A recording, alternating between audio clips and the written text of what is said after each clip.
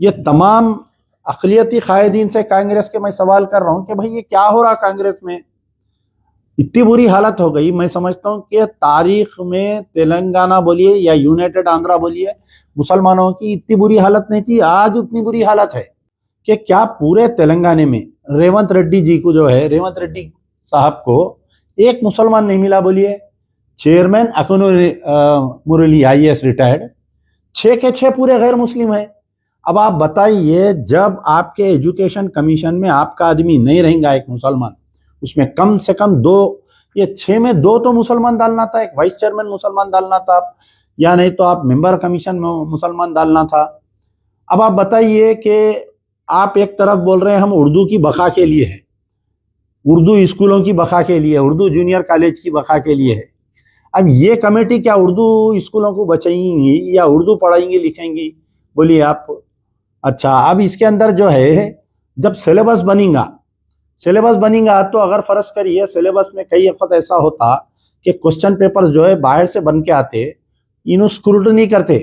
अगर कोई क्वेश्चन में इस्लाम के ताल्लुक से, कुरान के ताल्लुक से, या सरकार दो आलम सल्लल्लाहु अलैहि वसल्लम की शान में अगर कोई गुस्ताखी का सिलेबस आ गया, तो ये 6 आदमी प्लस 1 ये कमीशन ये बता सकते क्या बोलिए इसमें एक मुसलमान क्यों नहीं है।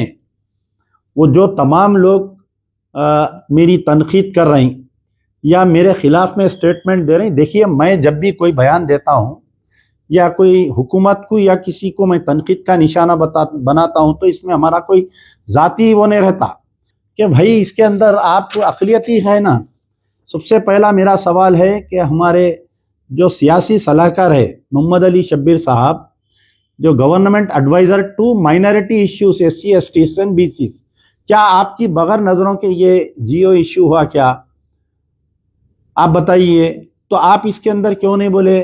मोहम्मद अली शब्बीर साहब जब तक अपोजिशन में थे, उन्होंने 12 KCR को सवाल करते थे कि भाई 18 वाइस चांसलरों में आप एक मुसलमान नहीं डाले, बल्कि मैं आपसे सवाल कर रहा हूँ कि 7 एक मेंबर कमीशन, एक चेयरपर्सन और 6 मेंबर्स में क्या आपको एक मुसलमान नहीं मिला क्या?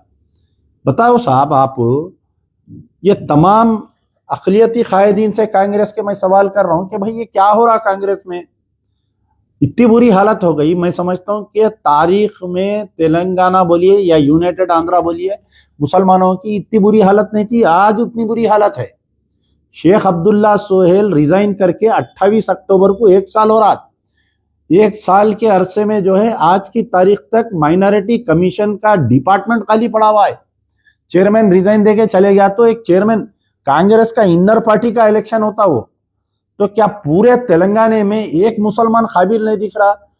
चीफ मिनिस्टर को बोलिए या PCC सदर को बोलिए या AICC को, के सब डाल रहे हैं आप। SC कमेटी डाल रहे हैं, SCओं BCओं को डाल रहे हैं आप, SC ST BC सबको डाल रहे हैं आप।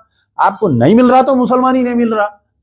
पूरी असेंबली में, पूरी कैबिनेट में, आप पूरे कांग्रेस के पूरे तेलंगाना में एक मुसलमान काबिल नहीं मिल रहा, जिसको आप मुसलमान मिनिस्टर नहीं है ना साहब। 1 साल हो गया ना कैबिनेट में। कई को ऐसी कुत्ते की जिंदगी जी रहे अपन, बोलिए आप। कई को ऐसा गिड़गिड़ा लेते, दुमा हला के फिर रहे, समझ में नहीं आ रहा मेरे को ये कांग्रेस के पीछे अक़लियती कायदीन। तो खैर बहरहाल देखिए, मेरा लहजा सख्त हो सकता, मगर मेरे एम को देखो, मेरे मिशन को देखो। मैं ये बोल रहा हूं कि ये तुम्हारा हक है, ये 6 मेंबर में एक तो भी, कम से कम 2 तो भी मुसलमान रहना। ये जो education commission, constitution of Telangana education commission में एक तो भी मुसलमान रहना इसमें। चीफ मिनिस्टर साहब, बिल्ली ये समझती दूध पी तो आंख बंद करके दूध पी तो दुनिया नहीं देख रही समझती। आप मुसलमानों के आंख में धूल झोंक कर, आप अच्छे बातें करके, आपकी जो जहर अफसानी है चीफ मिनिस्टर रेवंत रेड्डी की, आप जैनुर राइट के बारे में नहीं बोले कि जैनुर में जो फिसाद करे मैं उनको नहीं छोड़ूंगा बोल के नहीं बोल रहे हैं आप जो है ये जो 33 वाकयात हुए तेलंगाना में उनको नहीं छोड़ूंगा बोल के नहीं बोल रहे हैं आप पर्टिकुलर सिकंदराबाद की मंदिर का वाकया बयान कर रहे हैं। तो आप इसकी जहनियत आपकी समझ में आती।